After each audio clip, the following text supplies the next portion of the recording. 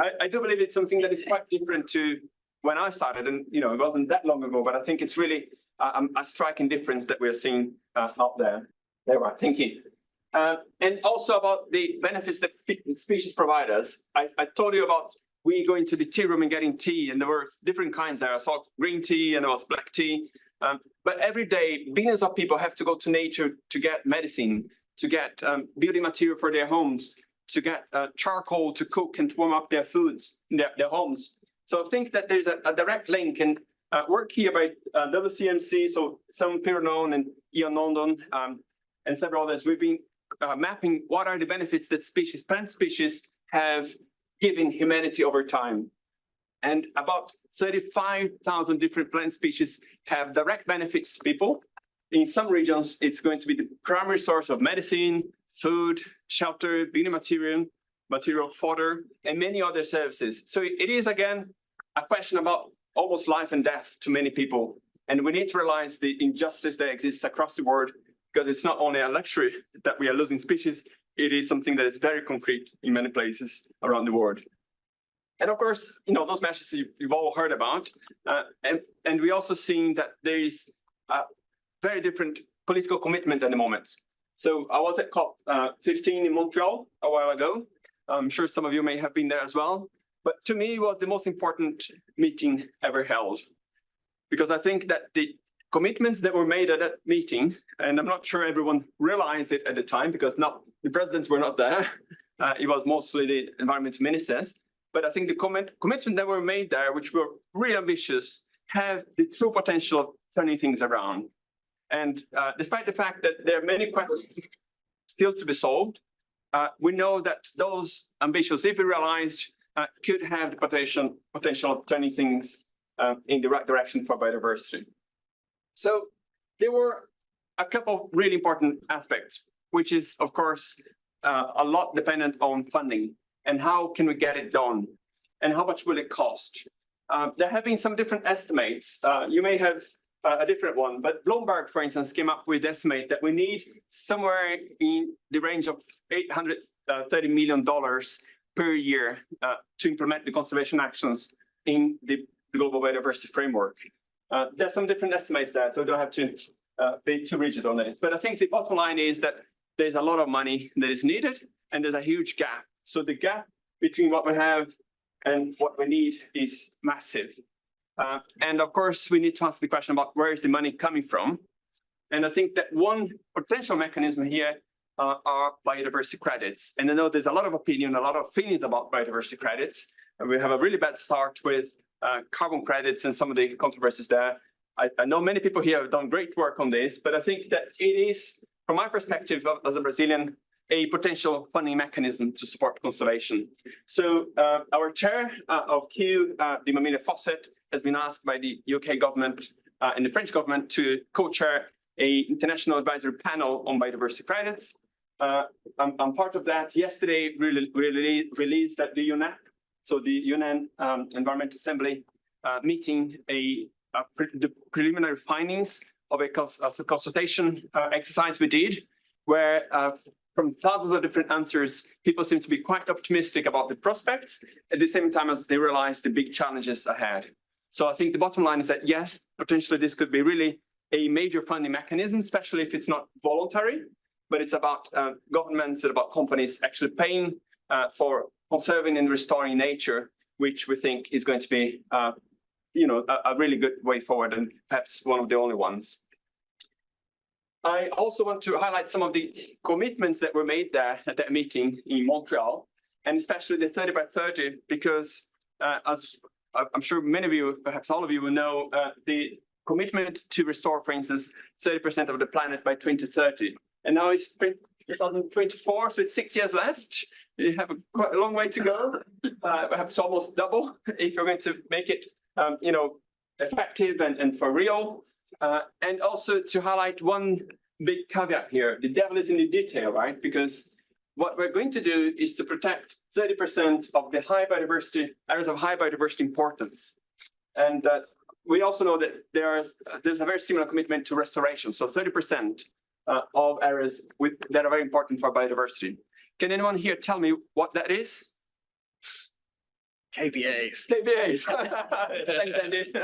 You got the answer. Maybe yeah, maybe yes, maybe not, maybe a combination, I don't know. But yes, but that doesn't, it's not defined. It's up to us as a community, it's about organizations, it's about how we manage that. But it's an interesting aspect. It was easy for the policymakers to write that because they didn't quite know themselves. But it is an important point, isn't it? And also because if we protect 30% of the planet by 2030, and we make some mistake, or we forgot about the plants, that happens sometimes, or we don't really use the best methodology, we may change our minds, or we may regret, right? Because people and countries are probably not wanting to go back in time. So I've been trying to communicate and discuss this a bit. And I think that at least 5 things in my perspective that we have to think about when implementing the 30 by 30 commitment, which is about choosing the right areas.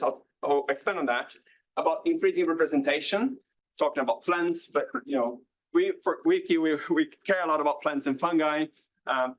And we think that they're so important for ecosystems and for people that those, that data really needs to be included here. It's about making protection effective. And I know many people here have been really looking carefully about how is it actually working? What works in conservation? We had a really great talk this morning as well, Bill. And this is comparable then to just increase the areas, but not actually make them work, the ones that already exist. And it's also about carrying the other 70%. What kind of world do we want to live in, right? If it's just 30% protect and the rest 70% are a mess or terrible. And also about the involvement of stakeholders, because on the one hand, we need to move fast, right? On the other hand, we need to bring everyone with us. And how to square the circle here is not obvious. But just to focus on the first one here, the choosing the right areas, which is something that I think is really important. And that's also where we, who have traditionally been describing species and making species lists, we can actually provide a whole lot there. So that is something that is really important. And this is about spatial priorities. So where do we work? Where do we protect? Where do we restore? And there are several different frameworks for that. And you mentioned KBA. We at Kew, we've been working a lot on what we call the important plant areas, or tropical important plant areas, or TIPAs. So that's a project involving local communities and criteria such as if species are endangered, and working across different areas to select really down-to-earth polygons where we think there is a really important task ahead in terms of protecting those ecosystems. And this is something that I think works well. It's a lot of community engagement, but it's hard to scale up. It's hard to speed up, and it's not fully transparent because it's one way of doing that based on a methodology. There are several other ways. I heard the KBAs that Andy was saying, it's going really well in many parts of the world. It's a really powerful framework. We've been interested in the impact of methodology on identifying areas. And we had a really good discussion, I think, scientifically, Andy's group and our group, looking at how the different criteria might potentially trigger the KBA status, so an area to become a KBA or not. And if you have like large cell size, which is not always the case, it's often perhaps not the case, but there's a potential that when we start including all those new species we're describing of fungi, of insects, you could potentially trigger that criteria in the KBA framework, which means this is a key biodiversity area. So if you do that, you could have in the future many parts of the world to be potential KBAs. But as Andy and others have shown very robustly, this is very large. It's very dependent on cell sizes. What kind of spatial unit you use. It's also not really considering manageability. So can you actually manage a conserved area? And we know that this is a really hard decision on the ground to be made. And also things like population size. So it's just interesting to interrogate any method and see what are the potential pitfalls or areas of improvement looking forward. And I think that there's some interesting aspects that we would like to explore further and compare. Another aspect that we've been looking at is how you could potentially help decision makers in a country to decide which among a series of different areas to start with in terms of prioritization. So if you do an analysis of key biodiversity areas, it's it's not a way of prioritizing, and I know the framework's not developed for that. But I think if it just boils down to manageability, it does make some, it does require some decisions that policymakers may not be equipped to deliver. So I think that things like the wedge index that we tried to develop, which is a weighted endemism and global endangerment index, would potentially help policymakers and landowners to decide which of the areas have the highest score in terms of the right balance between a species global distribution and its level of threat. So of course, for instance, widespread species, they have a very big impact in terms of the diversity anywhere. And we want to preserve biodiversity that is very unique to different areas. And that's where different metrics could have a different outcome. And this is not to say which one is better or worse. It's just about saying that if you use a different method, you might come up with some slightly different solution. And I think that's important to explore. On the topic of exploring methods, we've been working quite a lot on the use of artificial intelligence, and especially something called reinforcement learning. And that's a technique that anyone who's played video games, especially the more modern video games, you have used it without knowing, because in a video game, you basically want to navigate a landscape and accumulate as many rewards as possible. And then, in your mind, you're going to learn how to navigate and which ways to choose so we can get to the outcome, to the exit, for instance, as quickly as possible. You can actually implement reinforcement learning in Pac-Man, and Pac-Man gets really, really good.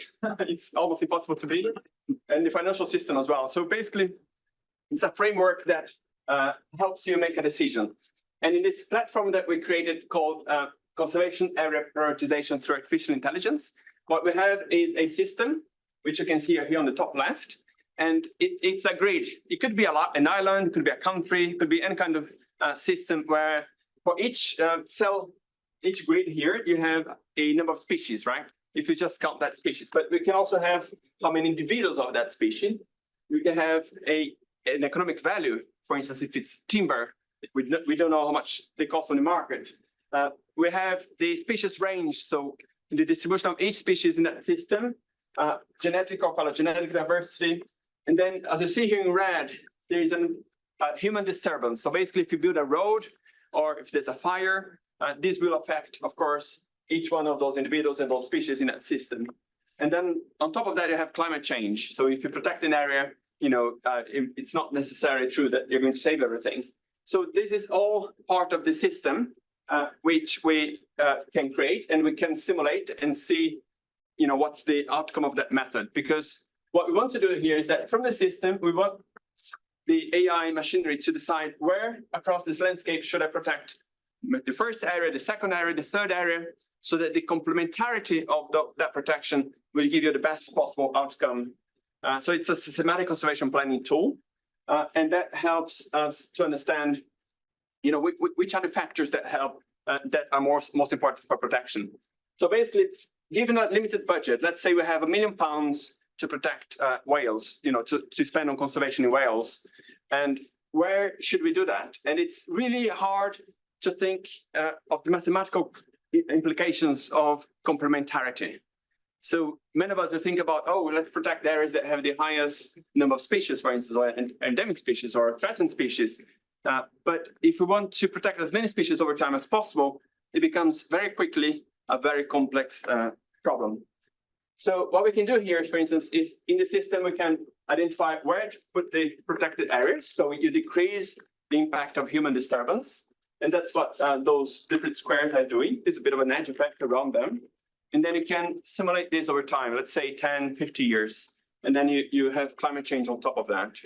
So in all simulations and all the data we've been running, we can see, for instance, that the thing that I guess most people would guess, let's protect the most biodiverse areas, is usually the worst. Because if you just protect the areas that are most biodiverse, you're not going to take the areas that are perhaps not as diverse, but have a different set of species, right? And that's where the complementarity is so important. So at the end of the day, over time, in this case, you protect around 330 species. It's actually much better to protect areas randomly, right? You don't even have to know anything about. So if you have like a million quid to spend, you just randomly spread it out, and then you'll get a better outcome for biodiversity according to those simulations. if you use AI, you actually optimize this considerably. So you'll save more than 100 species more, than you would by just protecting the most biodiverse areas. And again, that's where it's mind-blowing almost to see the results from the AI in terms of comparing to other methods and metrics. And another thing that we can kind of demonstrate here is that if you tell the machine to protect as many species as possible over time, right? That's something that a lot of people perhaps would like to have. And you compare that to a random. So this is 0 means that this is species, the phylogenetic diversity, the economic value, and the protected area. So you do a better job, for instance, using Captain here, if you optimize on this. But if the only thing you're interested in is to show off, as a country, you want to protect 30% of your country, so you really do a good homework. The problem is that if you just focus on the largest area, you're going to do exactly as many conservationists have shown in the past. You're going to protect the cheapest land, right? You're going to go for the areas that no one cares about, and you're not going to save as many species as possible. So there's a really clear trade-off. And I think that I guess many countries, or most countries, have no idea about this. And there's a very important task for us to monitor that those areas that are identified as new areas for protection really deliver on biodiversity outcomes. And I also want to make the point again, I'm very interested myself in methods, and the point that methods really matter. So Markson is another method that really is extremely popular in terms of identifying the top priorities for conservation. It's been used for thousands of different studies and citations. And just comparing, for instance, the AI-based tool with Markson, spatially for the island of Madagascar, as I said, a place where we worked a lot and have a good understanding of the data. This is the outcome of what you have. This is what you have to deal with. If you give it to the president, I'm in very direct contact with the environmental ministry in Madagascar now. We've met WhatsApp all the time because he's new, he's very ambitious, he wants to get things done. And this is what he would have to deal with in terms of, okay, where should we expand the network? You have to interpret the outcome of an area prioritization at this scale in terms of the resolution. And also, with exactly the same amount of money, you do a worse job with the Markson solution here. So basically, if you want to protect, let's say, at least 10% of all species over time, we can guarantee that you'll get a much higher protection of areas if you use the optimization using machine learning than if you use the other sort of optimization here. So about 20% more species are protected by using the AI tool. And that's a really interesting aspect that, exactly with the same budget, with the same solution, same budget, you can get a much higher proportion of species that are protected over time. And of course, with that money that you save, you could either, do even more, or perhaps you could save so you can invest on education and health for a population. So I think those trade-offs are really apparent. And we also need to understand that it's not all about methods, it's about data, of course, and the importance of data for any conservation actions and design. And we can really celebrate that we have the Global Biodiversity Information Facility with millions and millions of records of species. But we also know that those data are extremely biased and they're very gappy. So we need to understand, how can we use public available data in a way that, is going to fit the purpose that we need now. So this is just a map showing how many species we think there are divided by how many species we've found, basically, different places. It's a study that was published many years ago, and showing basically that a lot of the world is basically blue. So there's a very tiny fraction of species that have been documented across space. So we have to deal with that, and it's a big problem. And the problem is that there are lots of gaps. So we need to prioritize which gaps to fill. And this is where we started a big project about 2 years ago, culminated in the State of the World's Plants and Fungi report last year at Kew in October, where we brought together about 200 scientists, more than 100 institutions, to focus on the knowledge gaps in what we need to fill. So basically, we were really trying to explore what we then described as dark spots. And those are the regions where we have the highest chance of finding new species to science, but also new records. And I'll just quickly walk you through how the method works. And basically, if you have any species, you get back in time when he was described. So we have Linnaeus here, so when he started his work, and he thought he was going to describe all species on the planet, but he didn't get it quite right. And that's the number of species that have been described over time. So for this particular species here from Madagascar, you see Madagascar there, this is the first description of it, and that's the first, that's the time lag. So when, when it was described, when the first species were described. So that's the first time of the description. And then we had a first point when we had a georeference. We knew that, okay, it was Madagascar. And that's the timeline for identifying the location. So where was it found? What's the distribution of that species, the global distribution of that species? So we can look into what are the environmental factors behind that, because nothing in nature is random, right? There's almost nothing that is random. So there are many different factors like topography, climate, that could really determine how long it takes for a species to be described, but also where on the planet we're going to find most species. So we can use life forms, environmental factors, the use of plants and their range to create a model to predict where are we going to find most species on the planet. And this is the result. This is basically the areas across the planet where we think there'll be most new species of plants to science in the future. And we can also see where are the geographic gaps. So species that were known, for instance, from this region, but had not been recorded here. So it's identifying the global distribution of species, which is really important because of their climatic tolerance, for instance, and so forth. And we can then, and that's Ian Nono who led the work, identify the countries which have the highest dark spot scores, which is this combination of new species and new geographies. And then by matching that with biodiversity hotspots, we came up with this list of about 32 dark spots across the world, many of them in Asia, but in some other parts of the world as well. And that leads me to talk about one particular one that's in the Atlantic forest of Brazil, in eastern Brazil, where I come from. And it is a dark spot. It's also a hot spot because it's so diverse, but also threatened. And I just want to now focus from the global analysis to the local circumstances. I've learned a huge amount, of how conservation is actually done by having a more focused, in-depth understanding of the challenges of conservation. And this is a place that is very beautiful, I think, and hope you will agree. So a couple of years ago, I started this project called Araçá. So that's the Atlantic Forest Research and Conservation Alliance. You can see the mission, which is about understanding and protect Brazil's Atlantic forest through great research, conservation, and training. That's the website.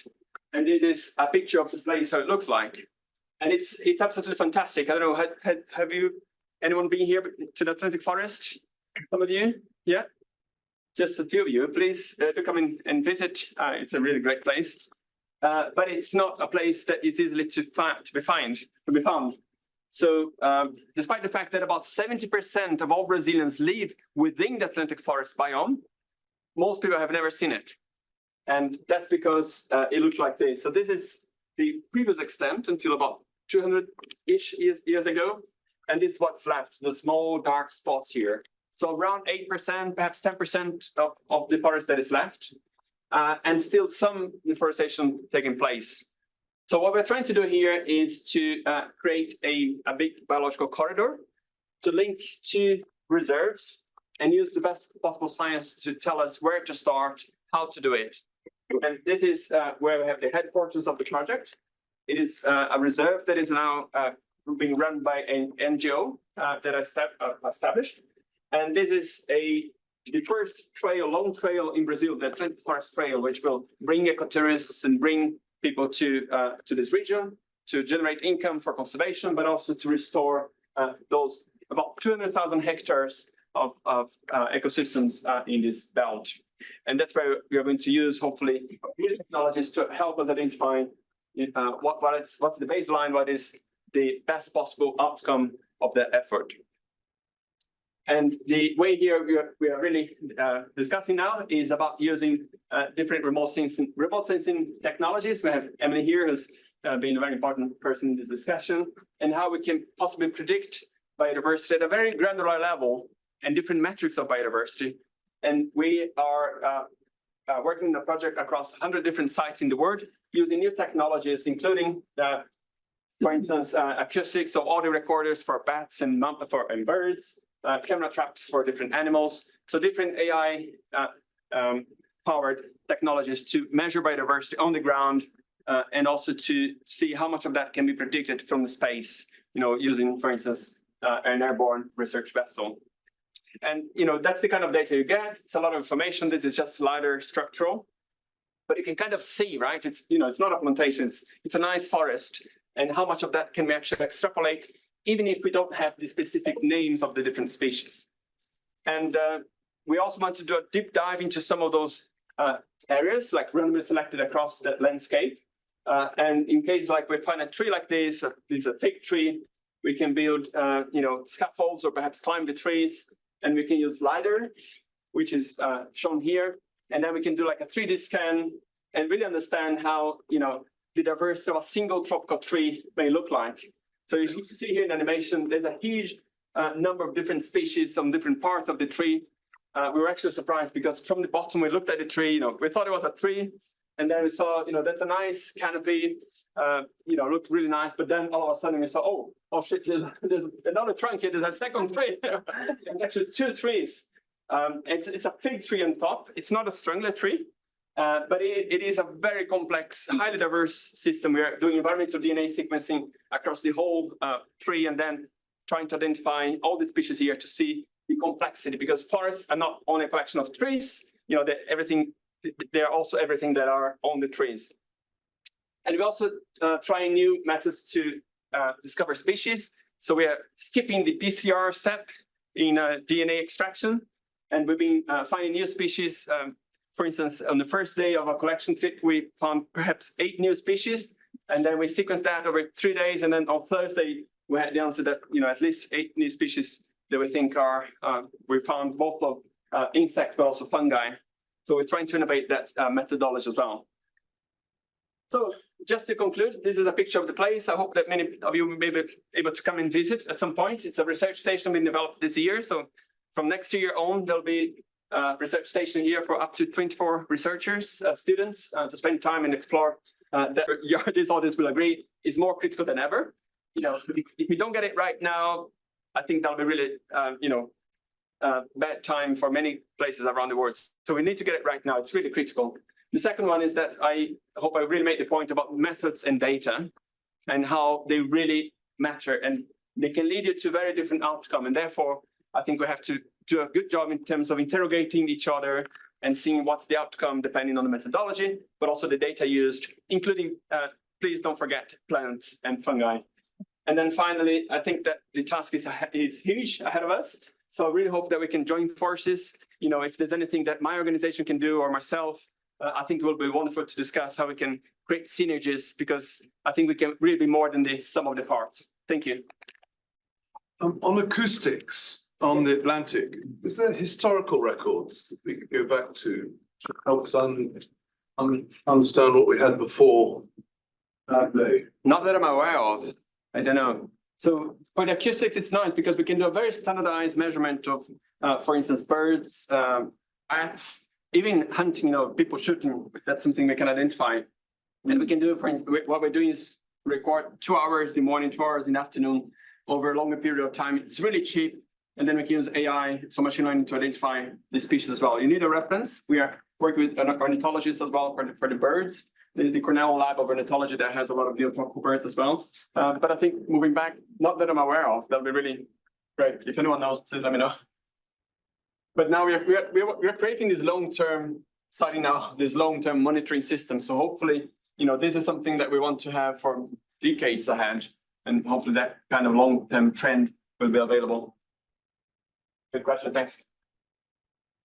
You mentioned that most of the dark spots are in the poorest countries in the world, and also you're interested in biodiversity credits. Do you think that there's any local livelihood prosperity story for how to pay locals to gather all this data over the long term and raise the general prosperity of the area while fixing the hotspots? It's a really great question, and I really hope so. I think the short answer is yes. I really don't want people like big multinationals or wealthy people buying biodiversity credits, paying peanuts to, local landowners and then selling it for 10 times the price. So I think that it really has to be a very, strong stakeholder engagement. So in this group, we have indigenous representatives as well. And some of them feel really uncomfortable about talking about biodiversity market, the different way of, relating humans to nature. So there's a lot of pitfalls and, challenges ahead. But I think in the end of the day, what I want to see is really that money coming to the landowner, like we've seen in Costa Rica, right? You got like $84 per hectare per year to keep your forest and chop it down. So it has to be a really accessible, easy mechanism that really brings that revenue to people. Yeah. Thanks. Hi, thanks very much. You really got across the message about how important conservation is, as we all know. But are your conclusions not somewhat contradictory? You've come across about how important methods are and how important it is to have the right methods. How do we know when we've got the right method, and shouldn't we just crack on? I don't think it's either or. It's a great question. I witnessed a very interesting debate between E.O. Wilson, biodiversity guy, and David Attenborough. And they were really, I don't know if people have seen it. You can watch it online. There was this, was it the Health Earth conference a couple of years ago. Basically, E.O. Wilson saying we need to identify every species, we need to have all the data, and Attenborough saying, but we don't have time. But I think those things need to be in parallel. It's a race against time because we don't have 1,000 years to describe all fungal species, and I'm not telling landowners wait, years until we have all that. So it's hard, but I think we need to do everything that we can, and I think that we're not perhaps fully utilizing the resources available, and we're perhaps not interrogating the data using different methods, and perhaps we could, right? And it's also about the integration and collaboration. So, that's one of the reasons why I'm here, that I've been talking to my colleagues about, okay, so how can we actually develop TIPAs that are also going to be part of the KBA network, for instance, and, that kind of interactions I think are really important. Good, very good point. Yeah. Got a question online from Jesse, which is, can you touch on why or how Captain's reinforced learning system creates a much better solution set than Marxan? Well, it's about the machinery, really. It's not something that we developed. It's the wonders of AI. It's interesting. I am really not, so I'm certain there are people here in the room that are much more knowledgeable about machine learning than I am. But for instance, you could use interpretable AI models, which will help you understand a bit better how the decisions are made. But if you use like the black box models, you can get a better answer, like more statistical power on that. And I think the way that the neural network works is that you can add as many different layers as possible as you think could potentially influence the outcome. And in this case here, we have things like, environmental conditions, climate, topography, and all those things may or may not influence the outcome. And then the system will learn by itself. So we'll understand what are those layers, what are the different features in the network that are going to be the most influential to the outcome you get at the end. So I think that the machinery is very different. It's totally different to Marxan, and that's probably why.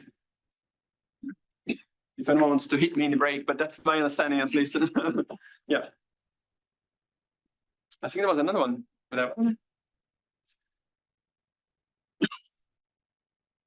Yes, please. Yeah, interested in the ground truthing because I love the fact that you can use, for example, bioacoustics to survey areas that could otherwise just take loads and loads of time and people.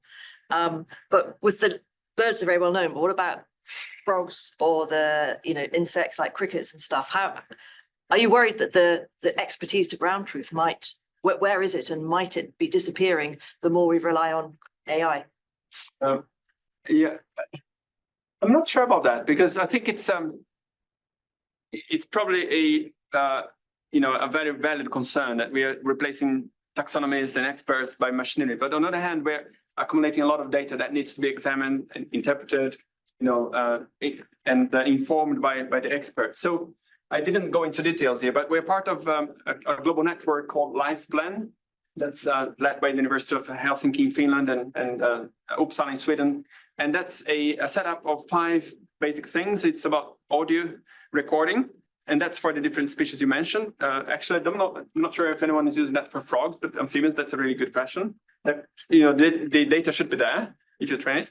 The other one is camera traps. The third one is what we call cyclone samplers. And that captures, it's a bit of an air pump that captures spores and pollen. And then we can sequence those and then match that to a reference database. We can get a good picture about the plants and fungi around the area. The fourth one is soil samples, where we're basically taking environmental DNA, and then we can get a understanding of the microbial diversity there. And the fifth one is insect traps, so molest traps basically. And that's where I'm saying that there's actually a lot of bottles filled with insects. We just take a bit of DNA out of the samples, but the insects are going to end up for this project, they're going to end up in the National Museum in Rio, which got burned down a few years ago, 22 million specimens destroyed by fire. So we're trying to rebuild those collections. But I think because it generates so much data, information, specimens, it will help those experts. But yeah, it's an interesting question. I personally feel like people get more excited when there's a bit of new tech and they can combine that with on the ground expertise. Does it make sense? Thanks. Alex, great talk. Thanks so much for sharing that. I was wondering about your dark spots, and given that you've been going, for instance, to COP and to a lot of these international meetings, from your position as the at the head of the organization, are you getting traction from governments and from the natural resource managers who then make decisions about prioritization on the ground when you present the dark spots? It's a very good question. So what we have now, we had this symposium, State of the World's Plants and Fungus Symposium last October. Out of that, based on the discussions, we developed a declaration, which is going to be circulated and open up at the end of next week to anyone who wants to think that this is a good framework. The problem is that people go collect, they do field work where they have friends or, their supervisors have been, or they have links, there are all kinds of reasons, many of them good reasons, but it's more about tradition than evidence, right? And I think we're going back to the same places over and over again.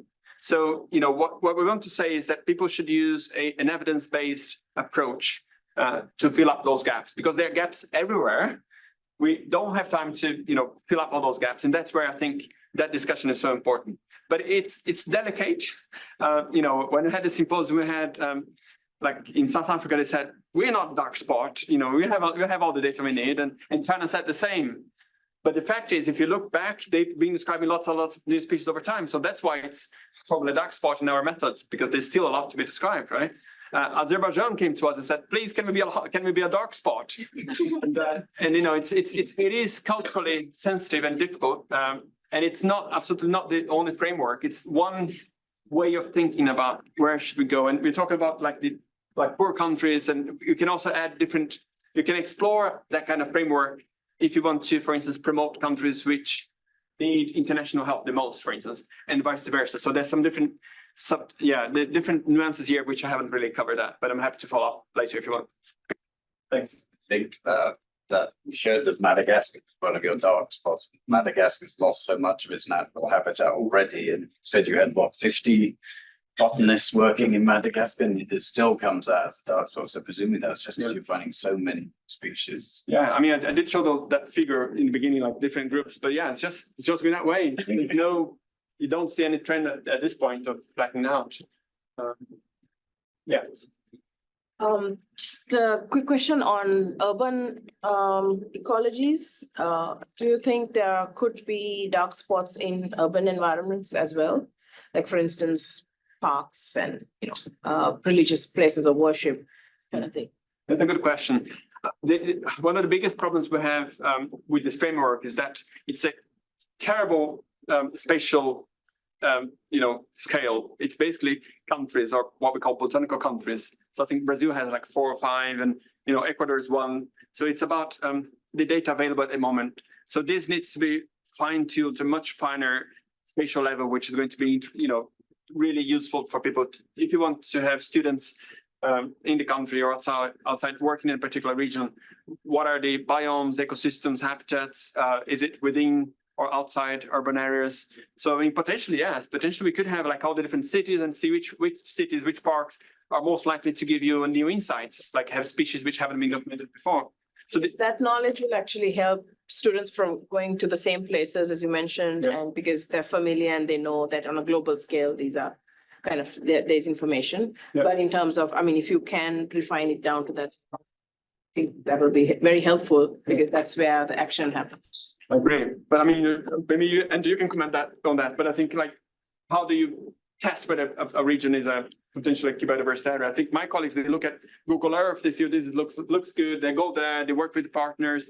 There's a lot of community engagement, which is really important to the success of. When I think it's good to highlight where we don't have any information, which is sort of what your dark spots and see all these maps, it's range rarity, species richness and things like that, but it doesn't show you what's missing. Right. Yeah. Thank you. You mentioned that you're really excited about the potential for biodiversity credits to provide a lot of money to the places that need it. But then you also mentioned that there's been some hard lessons learned from the carbon credits market. What do you think are the kind of pitfalls or the big mistakes that have been made that we need to avoid as biodiversity credits become more and more kind of the hot commodity or topic? Oh, I think there are lots of those, and I'm not sure I'm really qualified at this point to, to share my personal thoughts. So we're going to present the findings from this first consultation we had, the International Advisory Board panel on biodiversity credits. We're going to present that in Colombia in September, at the COP meeting. Personally, my understanding is that the market is much more ready to go for carbon credits and carbon credits with co-benefits, right? Could be social, could be environmental, could be biological. I think that, the question about ownership, who receives the funds and how that is, going down to the ground and how much of that could actually, are you investing on nature because you want to make money yourself, right? And I think that there are lots of questions about what biodiversity credits are and are not. A few people we consulted with distinguish between offsets and some don't. So, there's a big jungle there. So I'm not sure I can go in there, but I think to me personally, I think one of the biggest challenges that I understand the concept of additionality, right? You want to make something that leads to something better. But I do struggle with the fact that we need also a funding mechanism to protect what's there, right? And I think that's where Costa Rica did well in the 80s, 90s, and some of the countries. From my perspective, that you really paid landowners to not cut down their forest. So we also need not only to add like carbon and restoration, but we also need to be able to support, communities, indigenous communities, landowners to actually not destroy. I'm curious if there are any useful methods for looking at the biodiversity within soil, because you're like to do a lot of the remote sensing work or other work above ground, it can show you, say, thinking of fungi in particular, you might not see a fruiting body of certain types of fungi for years, but it's still present in the area. So is it just that you have to go in and like dig it up and look for it? But then that's also like quite disturbing. And I know Kew has a great mycology research department, so I don't know if they work with you or do anything, because there's so much biodiversity in soils in many places. Yeah, I think my understanding is that you have to do the digging. I don't know whether there are kind of remote sensing ways of doing that, but we have a second. Kew Gardens is the most famous of our place, but we have another second site which is just as incredible, which is Wakehurst. That's where we have our Millennium Seed Bank, but that's also where we have what we call in the landscape ecology program. So we're basically filling up the big site with technology, and we're measuring biodiversity and carbon both above and below ground. So we're doing a lot of soil sampling and environmental DNA to assess the fungal diversity, like mycorrhizal, ectomycorrhizal, endomycorrhizal communities. And then we can really understand how that changed over fine scales and across different landscape uses. For instance, we have some planted forests, we have some wetlands. So what the way to do that is that you take, I don't know if you're familiar with that, use environmental DNA. So you basically do high throughput sequencing with barcodes, which you can then match to gene bank, and then you can identify species or sometimes gender or clades. There's a big challenge here, which is about reference data, but I'm pleased to announce, but it's not announced publicly yet, but we've just been, we've received confirmation from the government that we are going to be able to sequence all the type specimens in our fungarium over the next 3 to 4 years, together with the Natural History Museum.